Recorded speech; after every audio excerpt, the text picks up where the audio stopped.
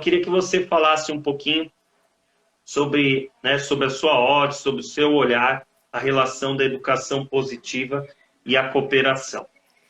Eu acho que o começo de tudo deve ser empatia. Eu acho que é uma, né, uma palavra que a gente deve sempre estar, é uma coisa que a gente sempre deve estar usando, sempre deve estar sentindo, sempre deve estar sendo verdade da nossa vida, né?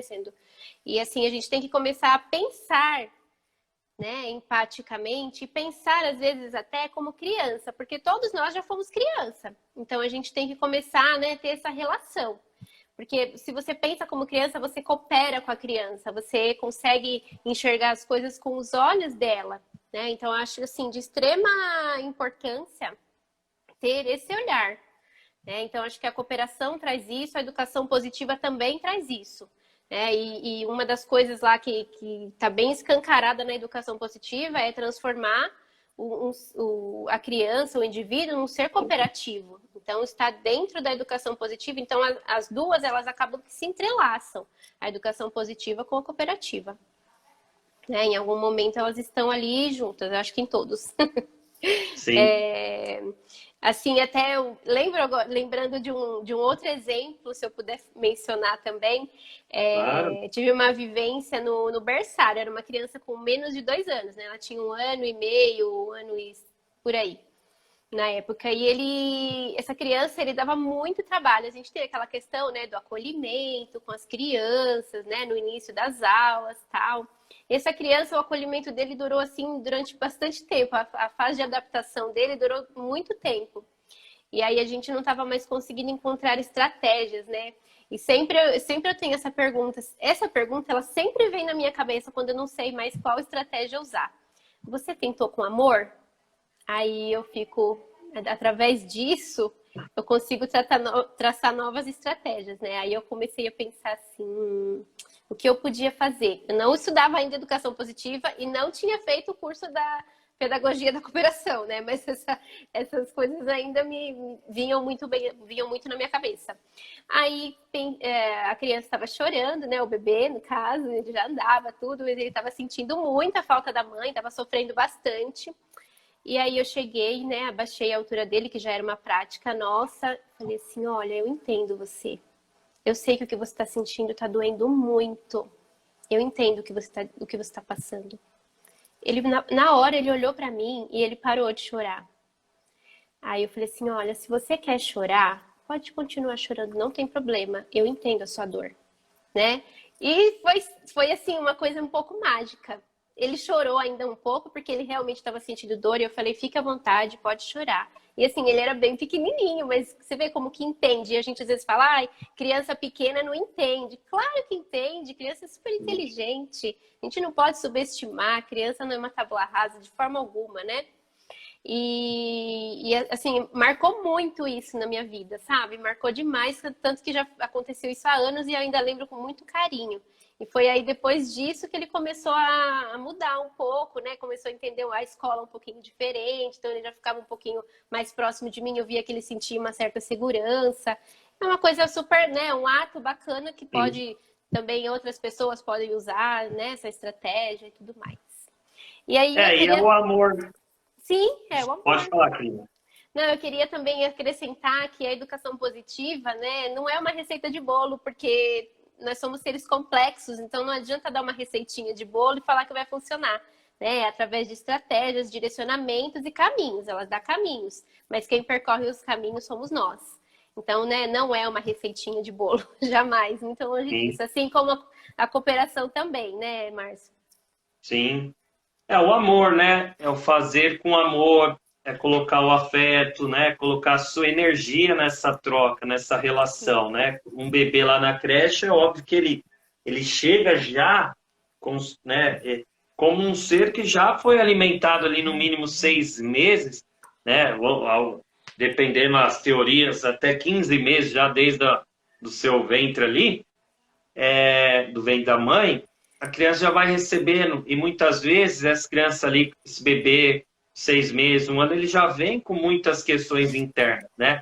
Então, estender o colo, dar o amor, dar o afeto, né? A Chantal lá na creche, tão importante, ações como a matroginástica, né, ações com a música, são extremamente essenciais e necessárias ali no período da creche, né? Assim como em toda a vida, mas em especial ali.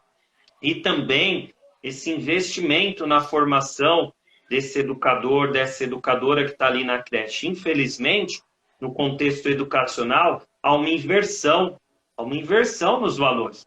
Se você muitas vezes pega uma rede que tem, né, desde lá da educação infantil até o ensino médio, muitas vezes a professora é muito mais remunerada lá no ensino médio do que na creche, né? Então há todo um contexto social, um contexto histórico para essa desvalorização que hoje, devido ao nosso tempo, nós não vamos conseguir aprofundar.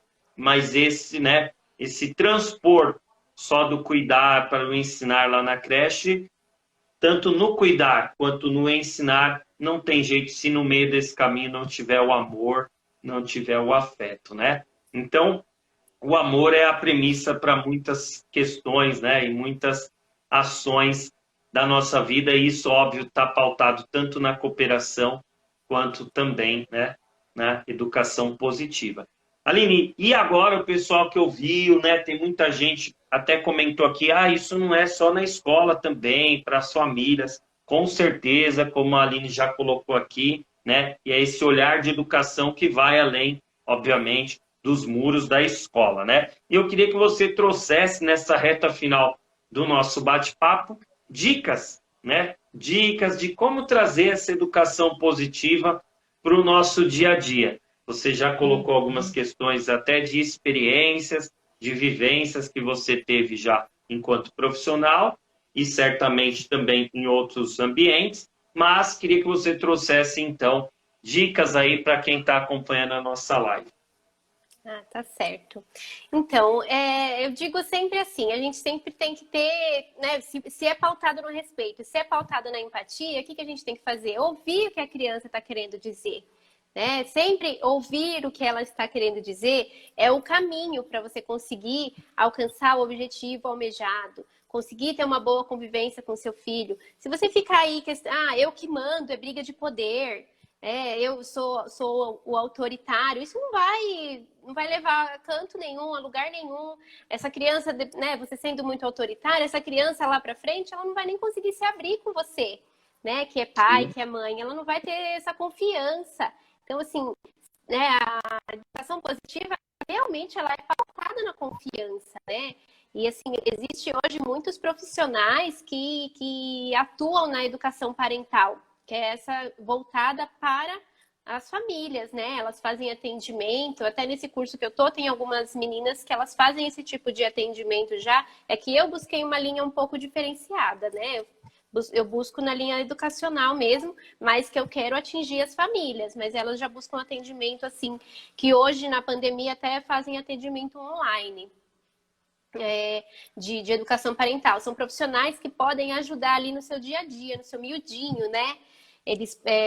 Então, assim, a família diz qual é o problema, a convivência ali, como ela se comporta, e através disso é traçado é feito um planejamento com a educadora parental para dar dicas, para ensinar, né? Dicas não, para ensinar realmente como agir ali com o seu filho, a sua filha, né? Mas assim, né, o que eu posso dizer hoje é que cada caso é um caso, mas o que eu posso dizer hoje, sempre pautado no respeito, buscando conversar, buscando entender e aceitar muitas vezes o que o filho fala, porque às vezes tem muitas situações que o pai ou a mãe fala, como ele tá falando isso para mim? Né? Pô, se você perguntou, ele tá dando a resposta dele, tenta entender um pouco mais o que ele tá querendo dizer com aquilo. Então, acho que se é pautado no respeito, é exatamente respeitoso que deve ser.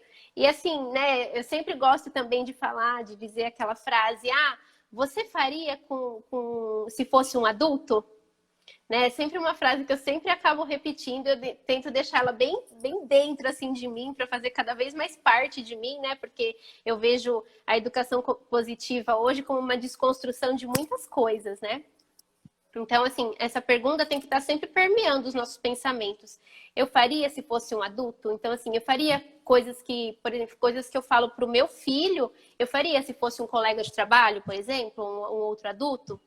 Então, assim, esse tipo de questionamento a gente tem que fazer sempre, a todo momento.